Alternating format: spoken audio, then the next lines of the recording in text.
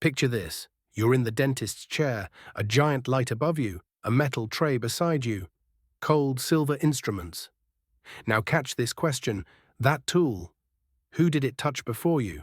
And in this video, we're going to follow what happens next, where that metal goes the moment you get up, and how it gets reset. Inside the hospital's invisible backroom factory. Because this isn't a soap and water story. This is one of modern life's quietest rituals.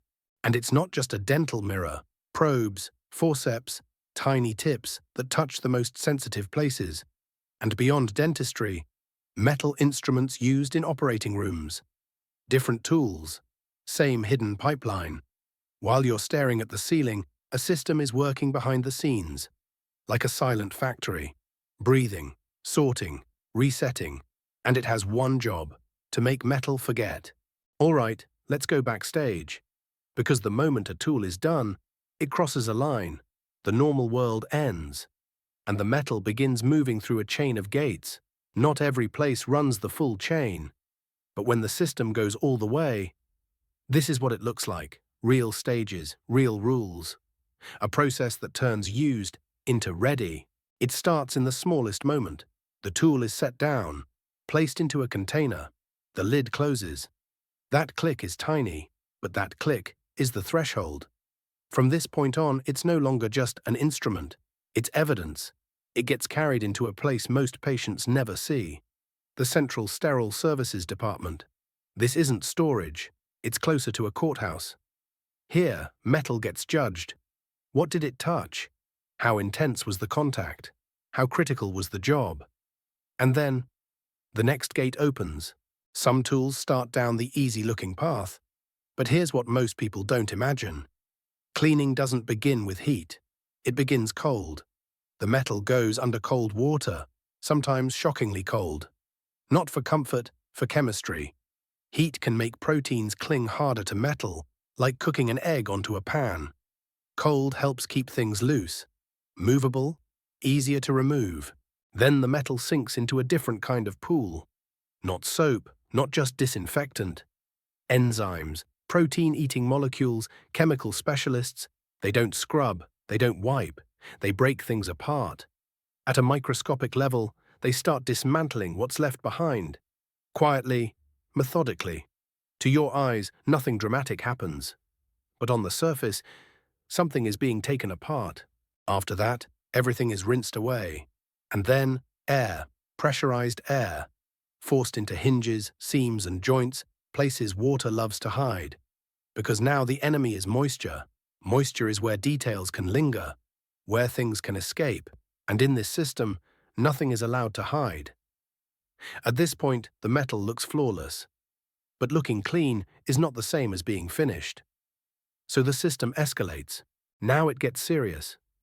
Anything that went inside the mouth. Anything that touched gums. Anything with higher stakes. For that, chemistry alone isn't enough. Because some residue hides in the tiniest grooves of metal, places no brush can reach, and no eye can confirm, so the tools descend into a vibrating tank.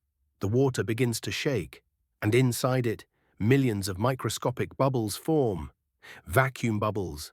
They appear, they grow, and then they collapse, instantly, again and again and again. Each collapse is a tiny strike, a controlled micro-impact, a microscopic shockwave, like a precision earthquake snapping into the metal's blind spots.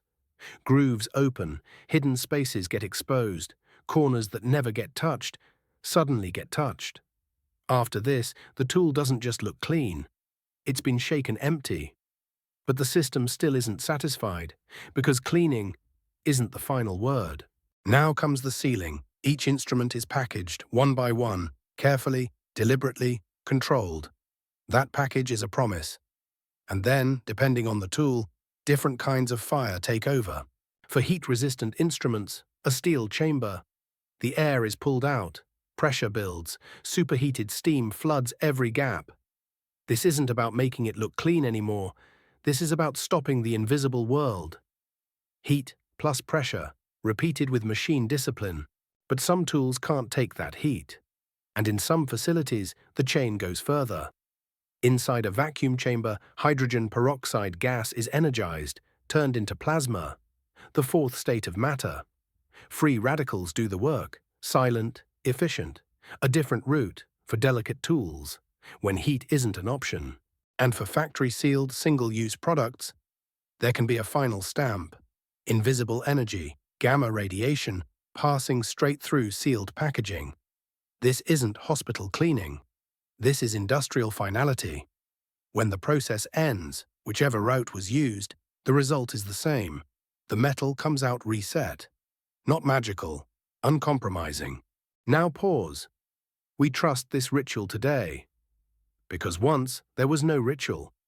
In the 1800s, hospitals carried healing and contamination.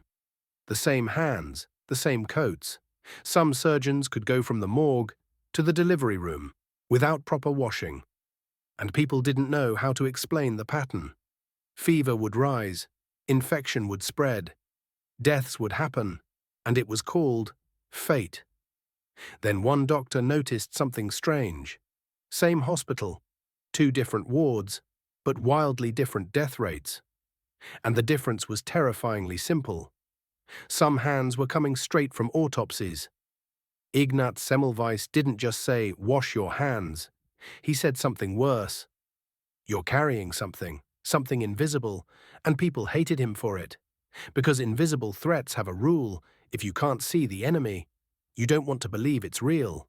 But that single idea, taking the unseen seriously, is the foundation beneath the sterile instrument in your dentist's hand. It isn't just metal, it's a defense line, built against a blind era. But not every tool comes back. Some are designed for one job, one touch, one mission. And then, done. They take a different path. Single use, industrial destruction, no return. And that system is even darker. If you want to follow what happens next, where single-use tools go, and how they're erased for good, that's another descent. So I'll leave you with this. We call it cleaning, but maybe what we're really doing is perfecting the art of forgetting, because modern life can't keep moving if the past sticks. So what do you think civilization runs on? Remembering or mastering forgetting? See you in the next descent.